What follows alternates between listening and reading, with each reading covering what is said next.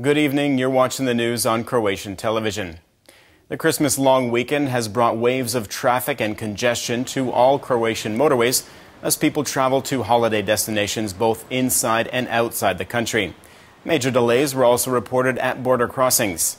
The lineup at the Bregana crossing with Slovenia was at one point up to 19 kilometers long and with waiting times of several hours. Outgoing traffic was especially heavy at the eastern border with Serbia, where vehicles waited for up to 9 hours. I got off the bus and now I'm going to walk home. I can't take this anymore. This is taking way too long. This is an absolute disaster. I've been traveling from Switzerland since 7 p.m. yesterday evening. We waited on the Slovenian side for 5 hours. This is insane. This is not a civilized country. Slovenia is to blame for all of this. Who else is to blame? Are we all criminals here? Everyone is here with their families and their kids. Mine have been crying this whole time. Of course, the situation is not only hectic on Croatia's roads, as many people were busy doing last-minute Christmas shopping. Downtown centers, as well as supermarkets and shopping malls, were flooded with people either purchasing groceries or picking up gifts. The Croatian Chamber of Economy says they expect personal spending over the holidays to exceed 1.6 billion euros. Prime Minister Andrej Plenković said that his government accomplished the majority of the goals they had set out for 2017.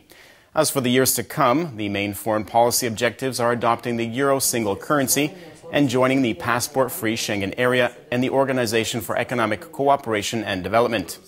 On the domestic front, the government hopes to adopt reforms to education, the pension system and healthcare. But first and foremost on the agenda is improving the economy. My basic task, and that of all my ministers, is to use the following year to implement fundamental reforms. This is crucial because 2018 is the first year in nearly a decade where we have no planned elections. We must do all that we can to ensure that we have the preconditions for further stability. Then it's up to us to diversify our economy and also have a solid social system to take care of those who are financially on the edge, whether they be unemployed, retired, or those making the minimum wage. I want the macroeconomic situation to be stable enough to have a positive impact on their lives. The economy is the government's main task. In response to the increased holiday traffic, police throughout the country have increased their presence to keep the roads safe. Police in Zagreb are carrying out controls to catch drivers who speed, use cell phones while driving, and those under the influence of alcohol. Joining today's action in Zagreb was former national football team coach Ciro Blažević. I've covered at least 2 million kilometers in my lifetime, and I've never had an accident. This goes to show you that I'm a very careful driver. I do everything I can to convince my children and those I love to be aware when they drive. It's really not worth it to drive like a maniac in order to save a few minutes. But you're not only risking your own life and happiness, but other people's as well. The Most Party of Independent Slates held a meeting of party leaders this afternoon in Zagreb. The main topics of discussion included their financial plan, internal party organization, and strengthening their position at the local and regional levels. The Most Party continues to be a vocal in parliament in the fight against corruption. What we have done over the past 6 weeks is present a complete package of reforms for the judiciary that include laws garnering the State Attorney's Office and the State Attorney's Council, as well as legal counsels and court experts. But that's just one sector.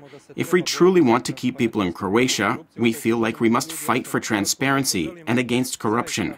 We want a Croatia for everyone and not just a small elite.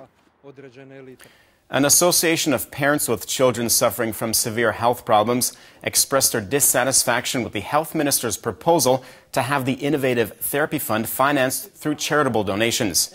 The association is accusing the government of shifting the burden of financing treatments onto the public. With the Christmas long weekend upon us, Prime Minister Andrej Plenković wished Croatians at home and abroad a very Merry Christmas. On the eve of the Christian holiday of peace and communion, We must reflect on the past year and all the actions we did and could have done for those in need. With new determination and in the Christmas spirit of humility, unselfishness, and solidarity, we will responsibly and unselfishly serve our fellow man and the greater good for all. Taking a quick look at sports in regional ABA Basketball League action, Cedevita beat Zadar in overtime 102-101, while Cibona beat Unia Lulimpia in Slovenia 80-78. Marko Tomas led the way for Cibona with 17 points. 3 Croatian national team players had vital roles for their respective teams in the most important event of the Spanish Football League, the renowned El Clásico.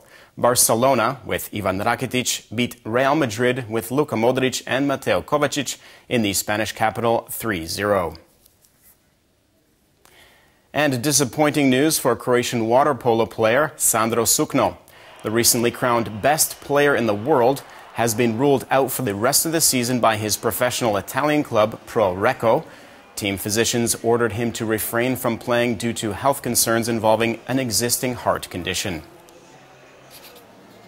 The news I received from the Italian doctors has come as an unpleasant surprise. I ask the public for some patience and understanding at this time. I cannot say anything more until I conduct more tests and consult with my family before I make a final decision regarding the remainder of my playing career.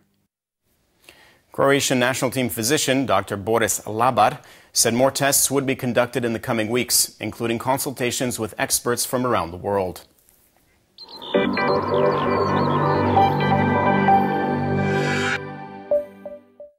The weather forecast for tomorrow calls for mostly clear skies in Dalmatia during the first half of the day.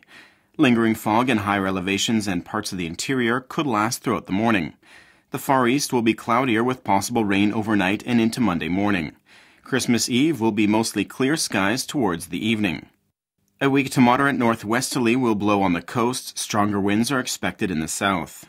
Morning lows of -5 and -1 inland and about 5 degrees warmer in the east, and between 3 and 9 on the coast, will give way to highs of 6 to 11 degrees inland and up to 16 degrees Celsius on the coast.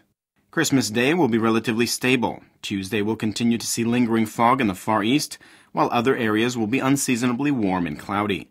Clouds will thicken as the week moves on. Rain is in the forecast for higher elevations. Dalmatia can expect to have a sunny Christmas, while the northern coast is set to be cloudier, with light rain towards the end of the day. Clouds will remain in the north till midweek with heavier rainstorms on Wednesday. Winds weak to moderate on Monday and coming in out of the southeast. Mornings look to be slightly warmer, while daytime highs will remain relatively consistent.